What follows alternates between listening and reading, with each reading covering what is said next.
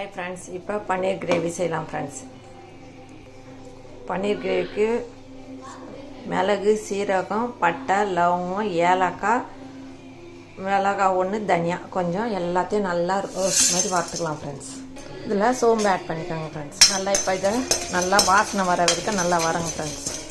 பாருங்கள் ஃப்ரெண்ட்ஸ், இது நல்லா வறுத்தாச்சு. இது ஒரு கப்பில் எடுத்து ஆற வச்சிடலாம் ஃப்ரெண்ட்ஸ்.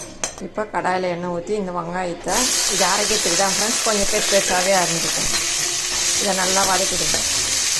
கொஞ்சமாக பூண்டு ஆட் பண்ணிக்கணும். இதில் பச்சை மிளகாய், இஞ்சி ஆட் பண்ணிட்டு நல்லா வதக்கணும். இப்போ வெங்காயம் நல்லா வதங்கணும்னா இந்த தக்காளி கொஞ்சமாக ஆட் பண்ணி வதக்கணும். இந்த தக்காளி நல்லா வதங்கட்டும் ஃப்ரெண்ட்ஸ். இப்போ ஒரு 5-6 முந்திரி ஆட் பண்ணிக்கோங்க.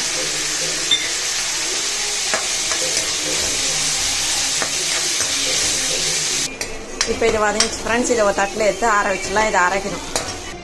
இப்போ கடாயில் எண்ணெய் ஊற்றி வெங்காயத்தை ஆட் பண்ணி கொஞ்சமாகவே வெங்காயம் போட்டுங்க. ஏன்னா அரைக்கிறதுல இருக்குது நிறையா. இதில் கொஞ்சமாக ஆட் பண்ணி இது நல்லா வதங்கட்டும் ஃப்ரெண்ட்ஸ்.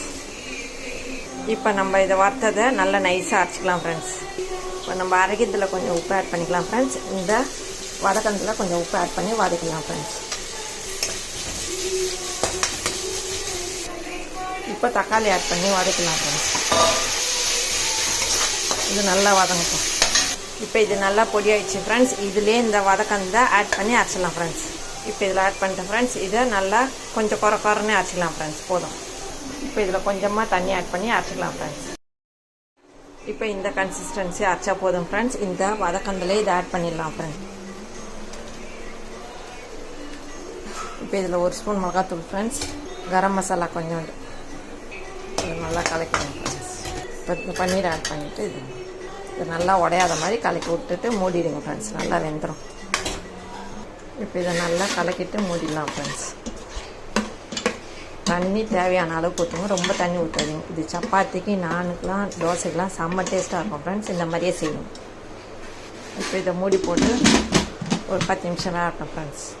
மூடியாச்சு ஃப்ரெண்ட்ஸ். இது வேகட்டும் ஃப்ரெண்ட்ஸ். இப்போ கஸ்தூரி மேத்தி தூவிட்டோம் ஃப்ரெண்ட்ஸ். இந்த பன்னீர் கிரேவி ரெடி ஆயிடுச்சு. இப்போ இந்த பன்னீர் கிரேவி ரெடி ஆயிடுச்சு ஃப்ரெண்ட்ஸ். இந்த வீடியோ பிடிச்சிருந்தால் லைக் பண்ணுங்கள், ஷேர் பண்ணுங்கள், சப்ஸ்கிரைப் பண்ணுங்கள் ஃப்ரெண்ட்ஸ். டாட்டா, பாய் பாய். மீண்டும் அடுத்த வீடியோவில் சந்திப்போம்.